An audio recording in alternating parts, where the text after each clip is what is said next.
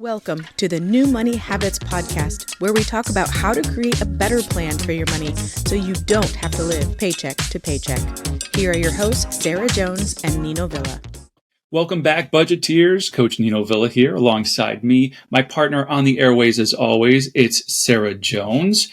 And we have a special guest with us today, Kristine Stevenson. And before we kind of jump into our special guest, Sarah, I want to check in with you and see, where are you? How are things? And what's new and exciting? Well, hello, everyone. Hello, Nino. Hello, Kristine. Happy to have you here.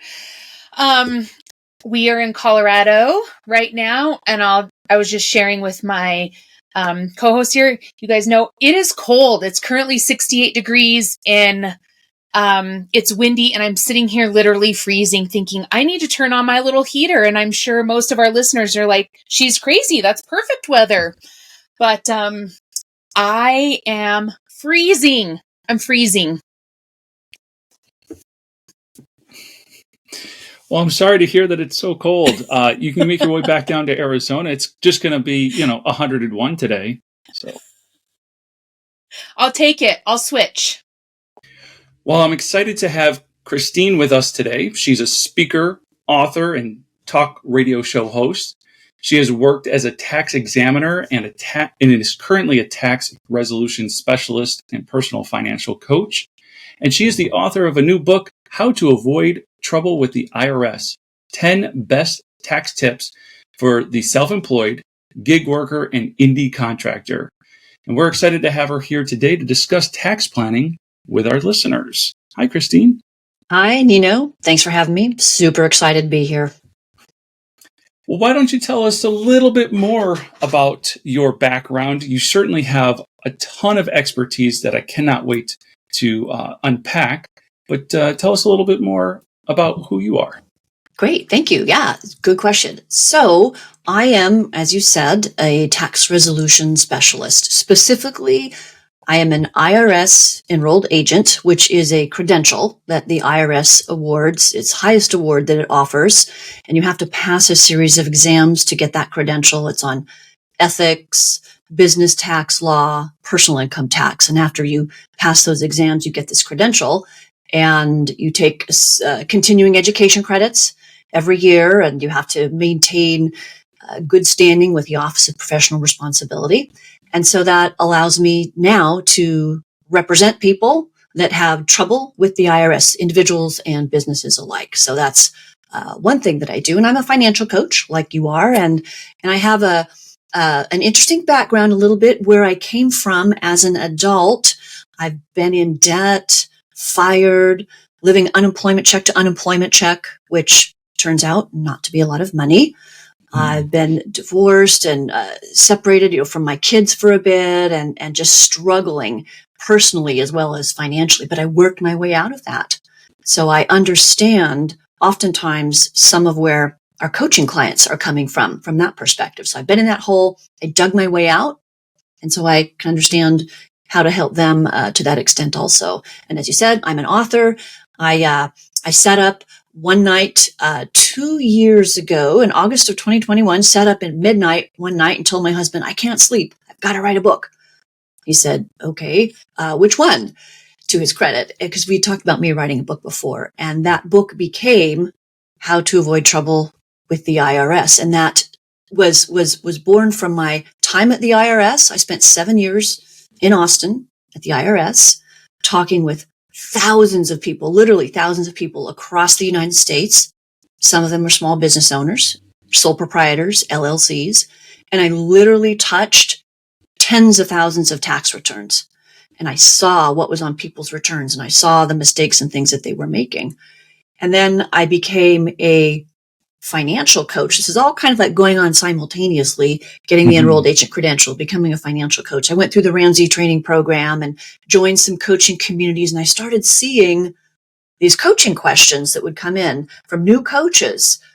How do I, what do I need to be an LLC or a sole proprietor? What do I do? And do I have to pay self-employment tax or something to the IRS? How do I do this? And so I would answer these questions in the forums. And eventually this is what became part of the book, this basic stuff that people need to know and do to avoid trouble with the IRS. And the book became a marketing tool. It's gotten me into podcasts such as yours and speaking engagements. It's been a real door opener for me. And that's why I'm here today, bringing all that to your listeners. Fantastic. And as I said earlier, I cannot wait for us to kind of unpack. I know what we have planned for our listeners is we want to first maybe unpack tax planning and preparation for the W-2 employee, the person who has that regular 9 to 5 or, is essentially just paid by somebody else and not off on their own. But don't worry, for all of our listeners who are self-employed, we are going to also pick Kristine's brain about how do you prepare and tax plan for all of the gig economy. I love that you call it the gig economy. Actually, if you wouldn't mind taking a moment just to explain in your own words, right? Because I think sometimes, even though we share language, people have a different idea of what certain things mean. So when you say for the gig economy, what does that mean? What does that mean? No, great question. The gig economy, the gig worker. And that really blossomed from out of the pandemic. I mean, there's been lots of people that have been in this economy. It's been around, 10, 12 years or so. And what it means is people, for instance, that work from home, like we do, freelancers, graphic artists, people that are Uber drivers, Lyft drivers, things like that. They're making money as a self-employed person, but not necessarily in the more traditional self-employed world, such as painting contractors or people that I don't know, think of 1,000 different self-employment type jobs people do. Those that are roofers, okay, any kind of contract work for house building, things like that. Those are the more traditional, air quote, self-employed type jobs. But these other things, the gig economy, we are making work from our knowledge and our expertise and things that we know and skills and talents that we have. Not that painters don't have a skill and talent, but they're not working from home necessarily. Mm-hmm. So a lot of gig economy workers work from home and they contract out to provide marketing services, just tons of different things. So that's the gig economy.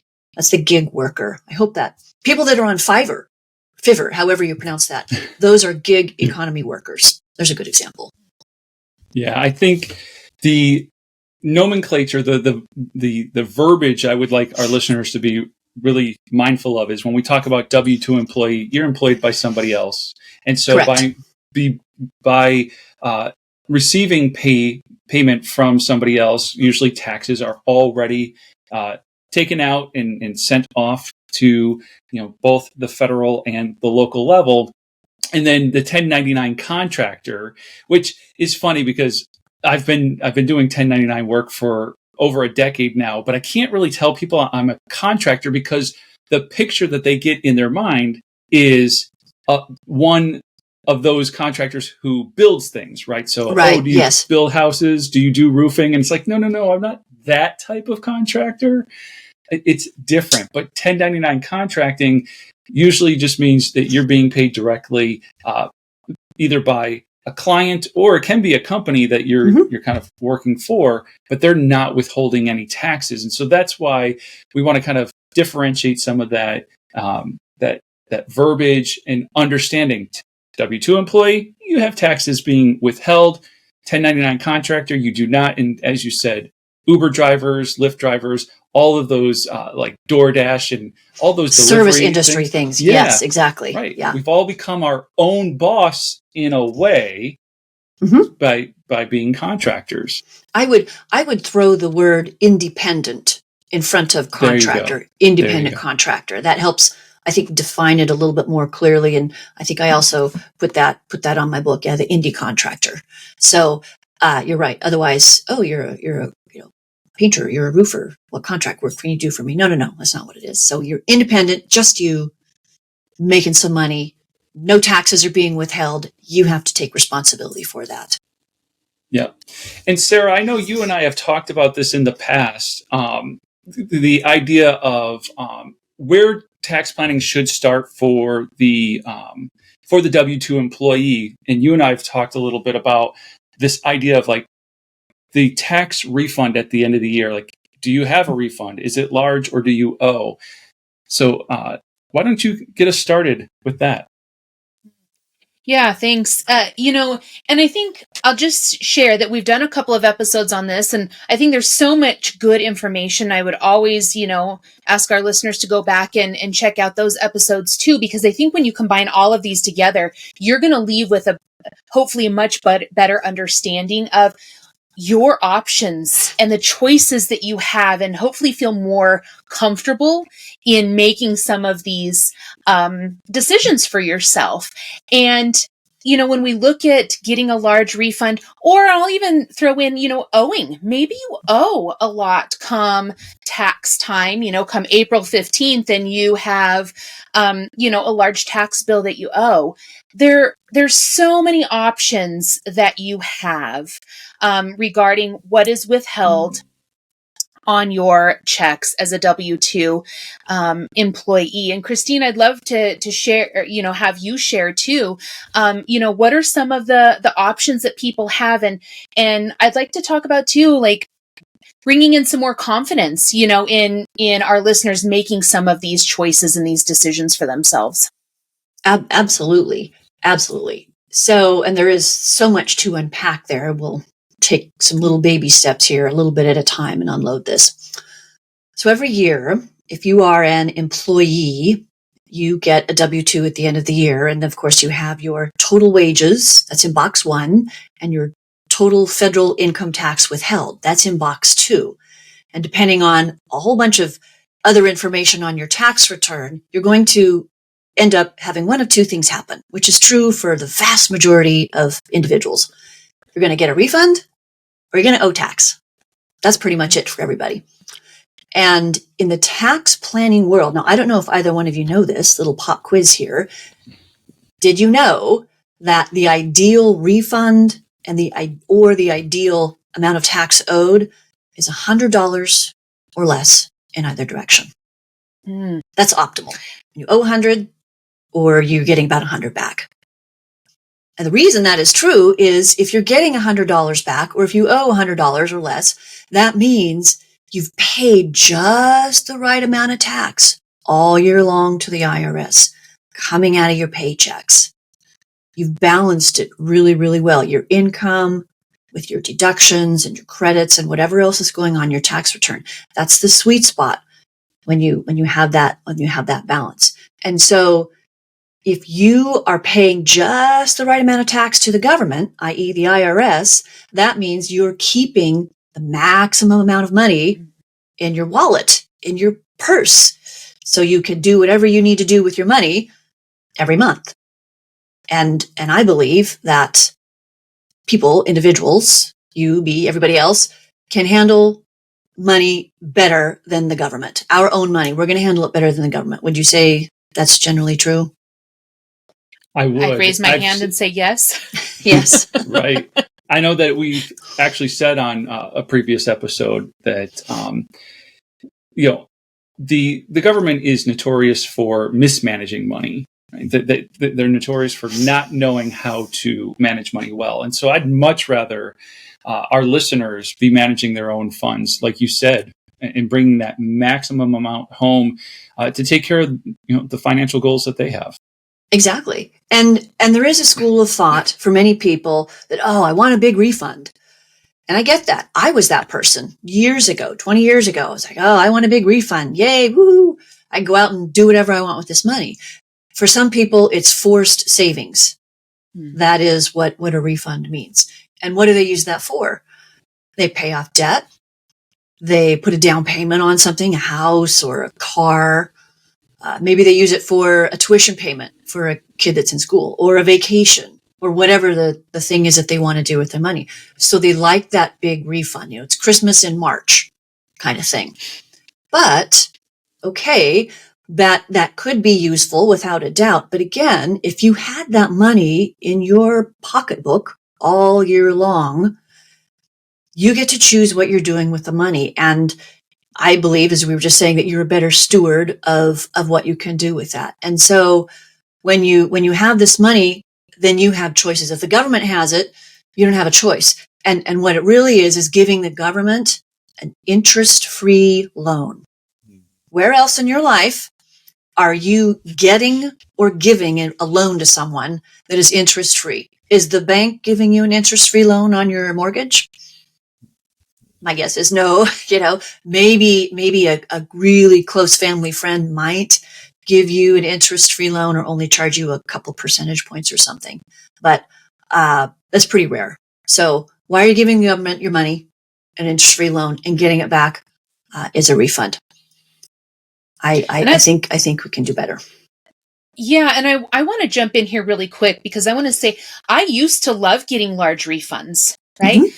And I'll be really honest. We put money into savings. We put money into the kids' savings accounts, when they were younger, which then, helped them out with college tuition and such. We used it for vacations. But I'll say I loved that, but I didn't know that I had other choices or other options with that, right? And so I loved it until I didn't.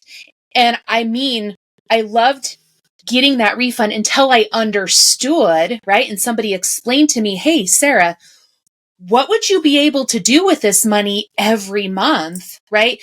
Because we were living what felt like paycheck to paycheck. We did have a lot of debt. Life was stressful, right? And so I loved getting the large refund until I learned that I had some other choices with it and I had some other options. And I just want to say I've got a couple of clients, they love getting that large refund. And you know what? We're working on the mindset and and if that's what works for them, I don't have to agree with it or not. It's what works for them, but they know that they've got some options. And I love that we're sharing this because I think so many of us didn't know or don't know that we can make changes. We can make adjustments, right? Absolutely. Yes. And part of doing that is looking at your pay stub to begin with and understanding, well, how much is coming out in, every time I get a paycheck. And the way to change this once you become aware of what's in your paycheck, when you look at the pay stub and comparing it to your tax return, when you file is to get into what we call, this is where the meat and potatoes is the Form W-4. That is the form that you're going to be looking at and changing to give less money to the government and more money in your wallet, in your paycheck every single month. And I love to talk about the W-4. I have a little quick side note. I'm self-employed. And I also have a side hustle. My side hustle is a job, a job.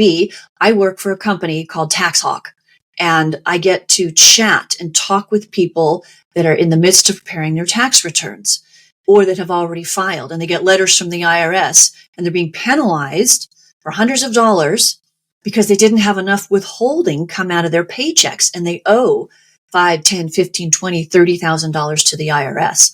And so I talk to them all the time. Let's get your W-4 adjusted.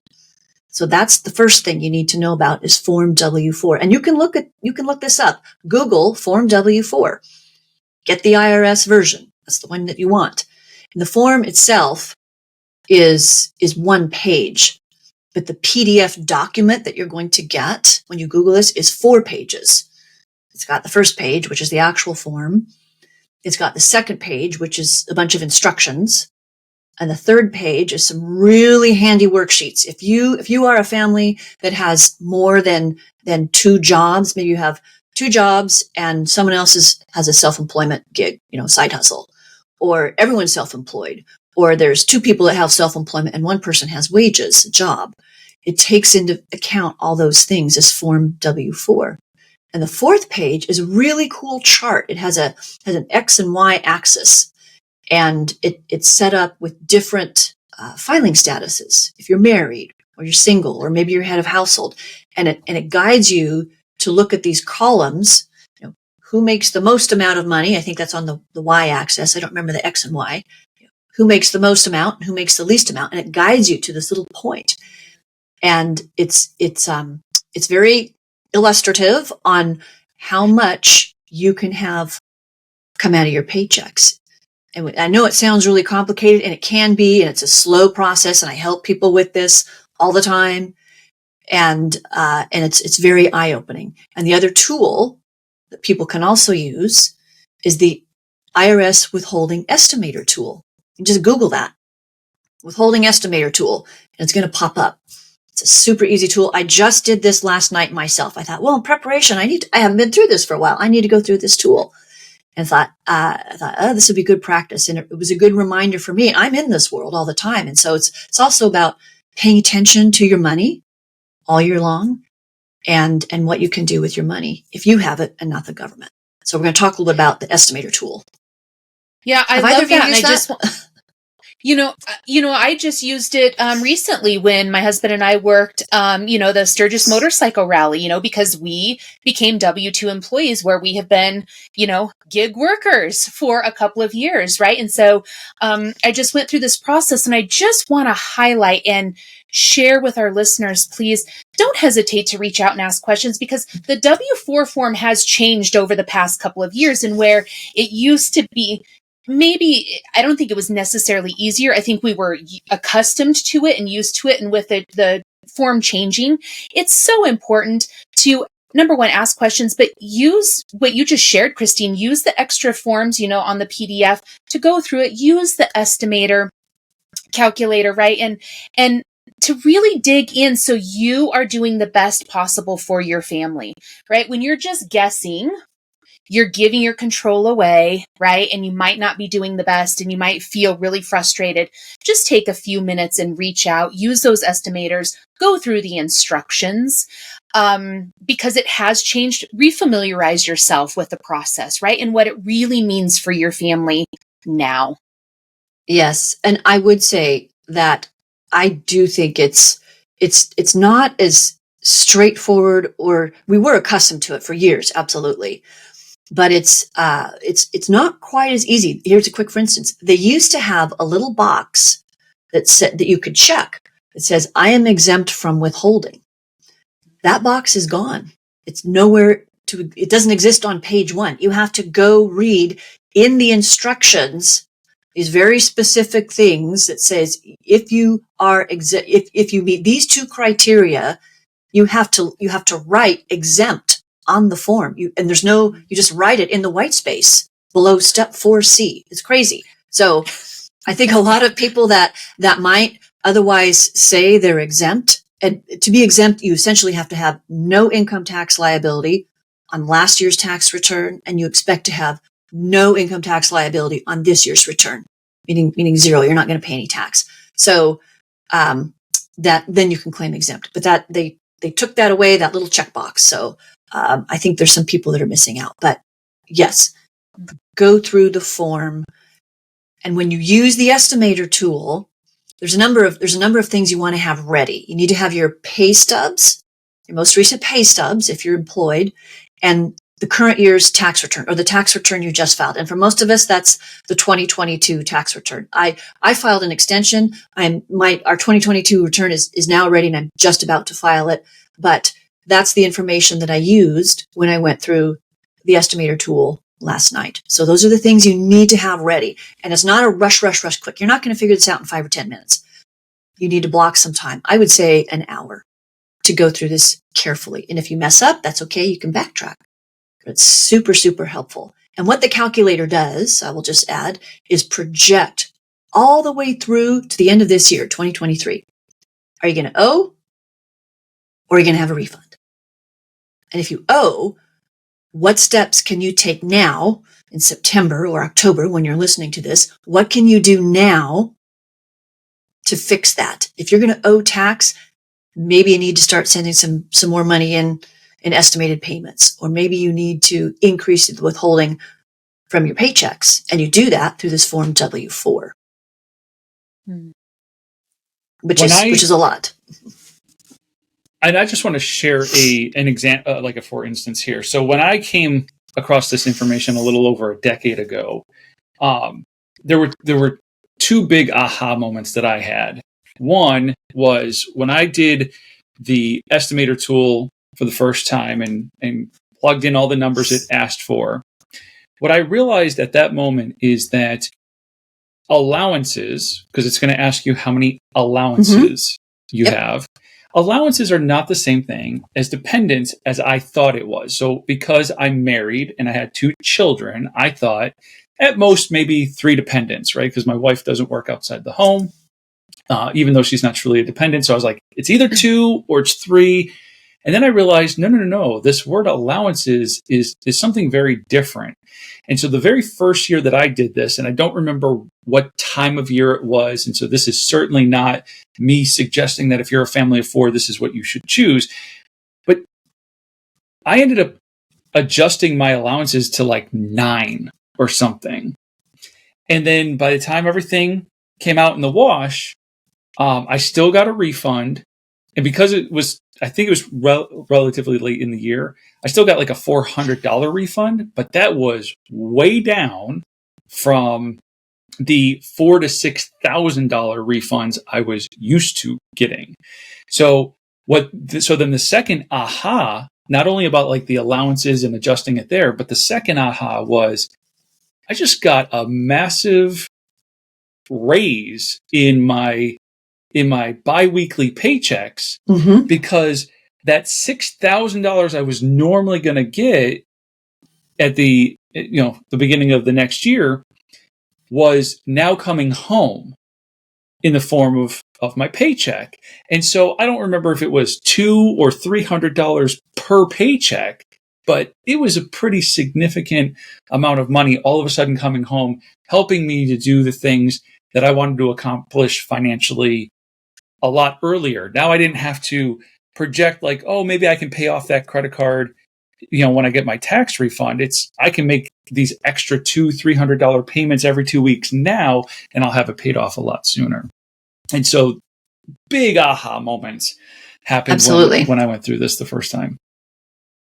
And I, as I've helped people go through this estimator tool, they experience some of the same things, especially when we get to the end and it has this projection. Do you owe or do you have a refund? And they'll say, oh, well, my refund is like nothing. I'm used to thousands of dollars, especially if you have children, your refunds can tend to be higher depending on, how much income you make and other factors.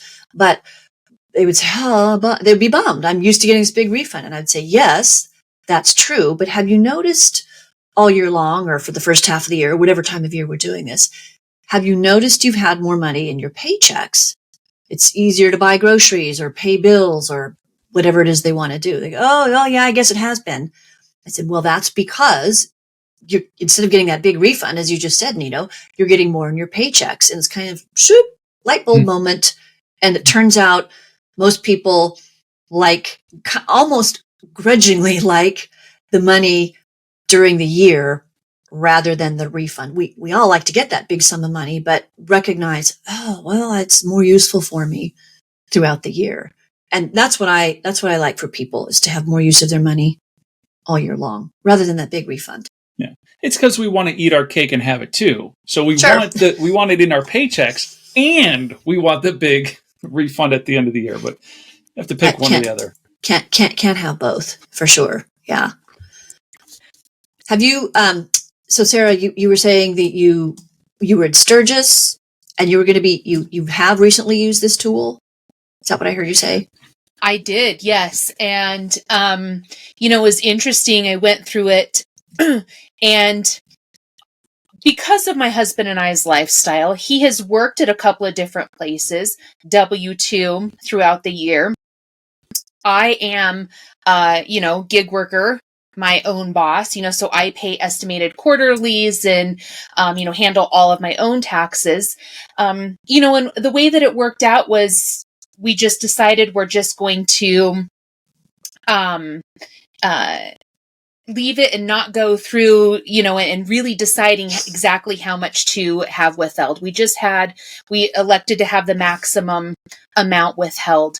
And because it was for such a short period of time that we were there, frankly, it wasn't a ton of money either, right? And I think that that's something to take into consideration. It was a good reminder, again, just to take the time and go through it.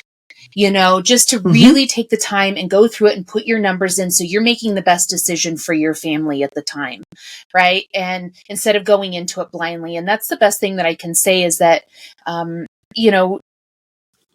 think knowledge is power, and when we gain the information, when we take time to learn, we then can make better decisions based on, our family, our own specific needs, versus just kind of throwing it out there in the wind and seeing what sticks. And I really hate to see people do that, right? Because then oftentimes, I'd say probably 99% of the time, it comes back and we're frustrated, right? It didn't work out the way that we wanted. We owe way too much, or we did get a large refund back, but we really could have used some of those dollars, each month to help us cover groceries and our rent, right? And so I just encourage people to take the time to learn about it. It's not as scary if you learn about it. It feels really scary and really overwhelming when you're going into it blind. But they give you so much information. That tool, like you said, it takes some time, but it really walks you through every piece of it. It's really pretty user friendly. It really is. And it has the explanations at the end of the program on your refund is based on the information that you put into the program, or your tax owed is based on the current information that's reflected in your W-4. And it explains what to do on the W-4. It gives you the steps. Step 1A, put this number, or step 2B, leave this blank. It tells you where to put the information. Even if you print out a paper W-4 and you write the information down based on what the estimator tool gave you, then you can go to your payroll department. A lot of companies have online access to W-4s, your W-4, and you can open it up and you walk through the steps and you imitate what's on your paper copy that you wrote down, and you put that in the HR's payroll system.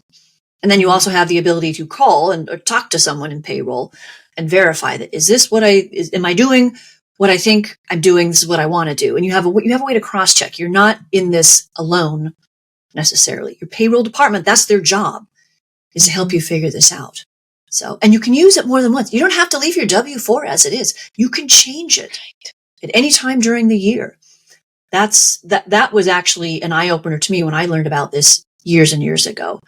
You don't have to set it and walk away at the beginning of the year. You can go back in. I like to recommend checking at least twice during the year to see where you're at. How are your projections? How is it working for you? And you can adjust. And the earlier you adjust in the year, the less pinch or burden you'll feel towards the end of the year. Because if you let's say as an example, you go through the estimator tool and you find out in October you're going to owe $6,000. That's what's projected to the IRS. Well, in October, there's only 6. I think if you get paid biweekly or twice every month, there's like 6 or 7 payroll cycles left. So you have 6 payroll cycles to take out $6,000 just to get to zero, to owe zero tax. That's $1,000 every paycheck. Yeah. That's a lot of money to lose out of your paycheck. Most people, can do that or not. So if you're adjusting earlier in the year, you absorb it over the course of time. You have to have, if you still owe $6,000, if you find out in March you're going to owe $6,000, well, you've got 8 or 9 months. You've got, 15 or 16 payroll cycles to account for that. So use this tool. Yeah. And also along with that, I suggest that people go through it if you've had a major life change, right? Birth of a child or adoption, that significantly changes things. A variety of if your life has really changed, go through and do that estimator again, right? And see, how does this potentially impact my life? And let's make some adjustments, right? I love it. It's not a set it and forget it. You have options. You can make changes throughout the year. And I was going to say the other thing too, big changes. You're mentioning adoption or the birth of a child. If you get a bonus, $5,000 or $10,000, that can swing you into another income tax bracket. And those are the sorts of things. Or you win the lottery. Yay! A big amount of income like that. Or maybe you inherit an IRA. And because of the rules that are now in place, you have to start taking retirement money out from the person that you inherited the IRA from. There's all sorts of additional ways income can come in. Or you have a really great year in the stock market and you made a lot of money. And this happened to a very close family member of mine. Made a lot of money in the stock market and all of a sudden had a $55,000 tax bill. And $55,000 wasn't set aside because of a variety of reasons: lack of planning, lack of not knowing what to do, not understanding how to make an estimated payment. And actually that might be something to dive into here just briefly. Mm-hmm. You don't have to be self-employed to make what's called an estimated tax payment. If you come into a lot of money or you realize, I'm going to owe the IRS more money than I want to come tax time, and you don't want to take money out of your paychecks, another way to mitigate this is to make a voluntary tax payment, an estimated payment. And anybody can do this. You go to the IRS website, irs.gov/payments, and you go through some steps. You have to verify who you are, and you can go in and elect to make an estimated payment. You tell the IRS how much money you want to come out of your bank account or to debit a debit card. They do have credit card options. And if I have my enrolled agent hat on, I would say, yes, you can make a credit card payment. If I take my enrolled agent hat off and put on my coaching hat and say, don't use a credit card, do a direct debit out of your bank account or just use your debit card. But you can make that voluntary payment, and you set the day that you want the IRS to take that money from your account, and you get an immediate receipt that you've made that payment. And then that works for you on your tax return like a credit. You get credit for that come tax time. And so if you come into a large sum of money, or you know that you're going to be doing really well in the stock market because of buys and sells, make an estimated payment. Do yourself a favor. It's super, super important. Even if you are an employee, you have a job, this is something you can do to help yourself that I see people don't do, and I wish they would. And I have this conversation after the fact so many times. It's very frustrating because it's all easy to do on the front side. Do this stuff up front. All right. And so, Kristine, everything we've been talking about with the W-4 and adjusting that either to take out more taxes from your paycheck or to reduce the amount of taxes taken out of your paycheck, that is all advice for our wage earner, our W-2 employee. Mm-hmm. Awesome. Well, what I'm really excited about is we're gonna have you back on to talk about the 1099 contractor and that gig employee. But before we completely wrap things up, I want to invite our listeners who are ready to take their financial growth to the next step to schedule a free discovery call with either Sarah or myself, or schedule a call with Kristine to do some tax planning. And we'll have all the links available for you to do those in the show notes. And during your personal session, we'll discuss your specific financial goals. We'll gain clarity on your challenges, and we'll explore on how working with a financial coach can accelerate your progress. Don't miss out on this valuable opportunity. Book your free discovery call now and create the new money habits needed to achieve financial freedom. Kristine, I want to thank you again for joining us and having a robust conversation about how W-2 employees can do a little bit of tax planning and take control of their income tax situation. And I cannot wait to have you back on so that we can talk about it with the gig worker as well. So thanks again. Awesome. Thanks for having me. I really appreciate being here. Thank you for listening to the New Money Habits podcast. brought to you by New Money Habits and Keeping Up with the Joneses Financial Coaching. Submit your questions to our host by emailing podcast@newmoneyhabits.com. Be sure to subscribe to be notified of future episodes. Join our growing group of like-minded people on Facebook and follow us on your favorite platform. Music provided by Summer School.